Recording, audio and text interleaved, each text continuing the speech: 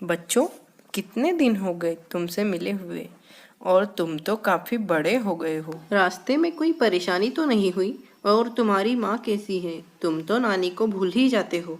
बच्चों, अब सारी गर्मियों की छुट्टियाँ मेरे साथ ही मनाना। हाँ नानी जी, माँ तो ठीक है। हमें आपकी कहानियाँ बहुत अच्छी लगती है। हम आपके साथ ही गर्मियों की छुट्टियाँ मनाएंगे। ठीक है बच्चों, तुम सफ़र में थक गए होगे, आराम करो। मैं तुम्हारा मनपसंद खाना बनाकर लाती हूँ। नानी, आप हमें मज़ेदार भूत की कहानियाँ सुनाओगी ना?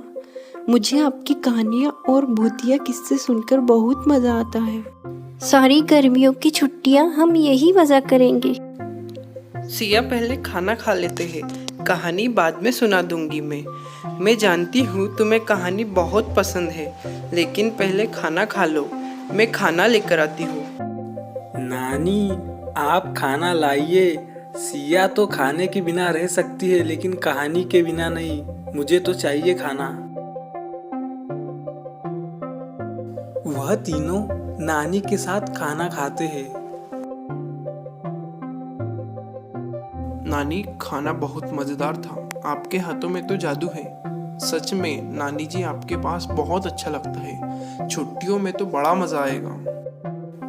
बच्चों, तुम अब बड़े हो गए हो, तुम्हें अभी भी कहानियाँ ही पसंद है।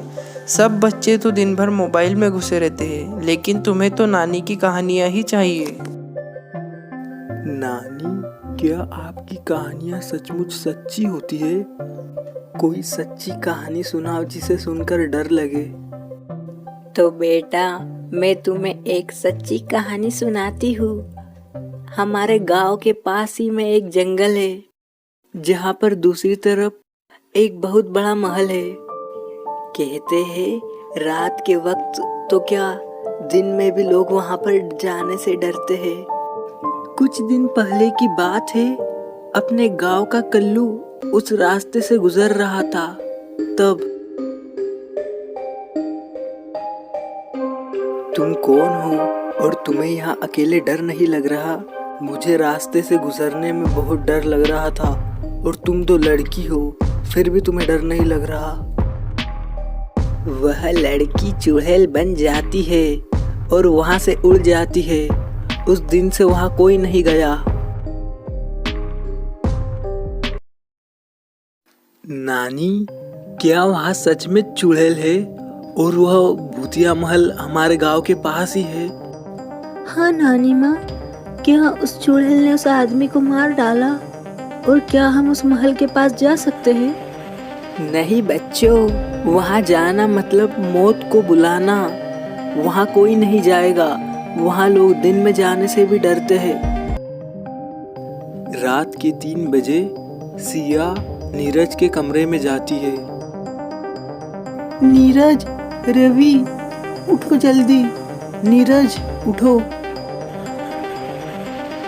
क्या है सिया, इतनी रात को क्यों उठा रही है? क्यों परेशान कर रही है? कहाँ जाना है हमें?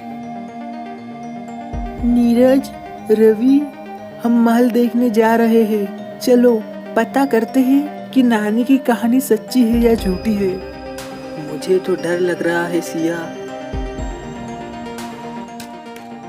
सिया, नीरज और रवि जंगल की तरफ निकल जाते हैं।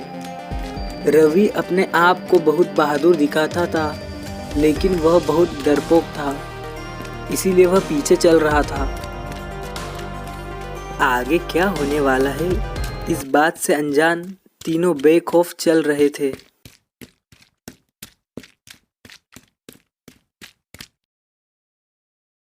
तुम कौन हो और यहाँ क्या कर रही हो? तुमने यहाँ आकर बहुत बड़ी गलती कर दी है। जैसे मैं तड़प तड़प कर मरी थी, वैसे ही मैं भी सबको मारूंगी। इतना कहकर वह लड़की हवा में उड़ जाती है। उसके हाथ में एक तलवार थी। तुम कौन हो और क्या हो गया तुम्हारे साथ? लड़की को उड़ता हुआ देखकर रवि, जो बहादुर बन रहा था, वह बेहोश हो गया। ये तुम उड़ कैसे रही हो और क्या हुआ था तुम्हारे साथ? तुम हमें बताओ, हम तुम्हारी मदद करेंगे। तुम इस तरीके से लोगों को क्यों मारती हो? और क्या तुम मर चुकी हो? तुम हमें बताओ क्या हुआ? मैं भी तुम्हारी तरह एक साधारण लड़की थी, लेकिन एक दिन इस हवेली के मालिक ने मेरी पूरे परिवार के साथ मुझे इस हवेली में मार दिया और हमारे शरीर के टुकड़े टुकड़े करके महल में फेंक दिए। अंतिम संस्कार के बाद ही हमें मुक्ति मिलेगी। तुम बिल्कुल भी फिक्र मत करो, मैं तुम्हारे गुनहगार को ज़रूर सज़ा दिलाऊंगा और तुम्हारा अंतिम संस्कार भी करूँगा। बस तुम इस तरीके से लोगों को मारना बंद करो। तुम्हारे साथ बहुत गलत हुआ, लेकिन इसकी सज़ा तुम बेकसूर लोगों को मत दो।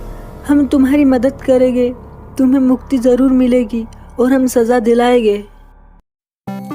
दूसरे दिन सिया और नीरज गांव वालों को सब बताते हैं। वो चुड़ैल बिल्कुल भरोसे लायक नहीं है। तुम उसकी बातों में आकर महल के अंदर मत जाओ। वह बहुत सारे लोगों को मार चुकी है। महल का मालिक भी बहुत सालों से लापता है। सरपंच काका, हम बस महल के अंदर जाकर देखेंगे क्या सच में वहां पर लाश है। हमरा तो काम है समझाना बच्चों, आगे तुम्हारी मर्जी, संभल कर जाना। हम इधर महल के मालिक का पता लगाते हैं।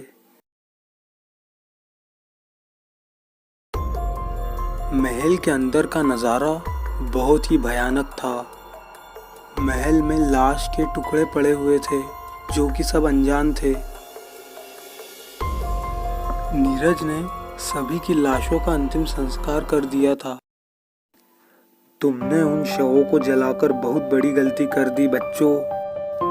ये सब उस चुड़ैल का जाल था ताकि तुम उस महल के अंदर जाओ और वो ज़्यादा शक्तिशाली हो जाए।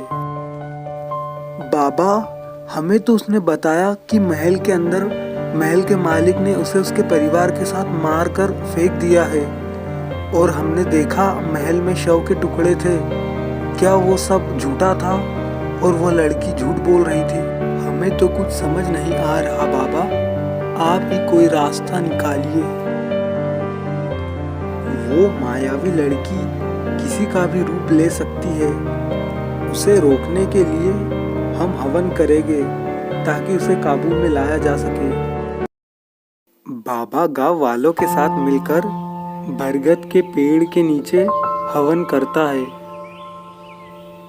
बाबा उसकी शक्तियों को जाने बिना ही हवन कर रहे थे। आगे क्या होने वाला था इससे अनजान है। बच्चों, तुम उस महल के अंदर क्यों गए थे? गांव वाले बता रहे थे कि अब वो चुड़ैल तुम्हारा पीछा कभी नहीं छोड़ेगी। तुम नहीं जानते कि वो कितनी खतरनाक है। बच्चों, मुझे तो अब बहुत डर लग रहा है। नानी, हमें तो कुछ समझ नहीं आ रहा वो चुड़ैल की क्या कहानी है, लेकिन आप फिक्र मत करो, बाबा ने हवन करवा दिया है। तुम उसके बारे में नहीं जानते हो बच्चों, और न जानने में ही तुम्हारी भलाई है। नानी, आप माँ को इसके बारे में कुछ मत बताना, नहीं तो माँ बहुत डर जाएगी और हमें कभी यहाँ नहीं आने देगी। आप फिक्र मत करो नानी।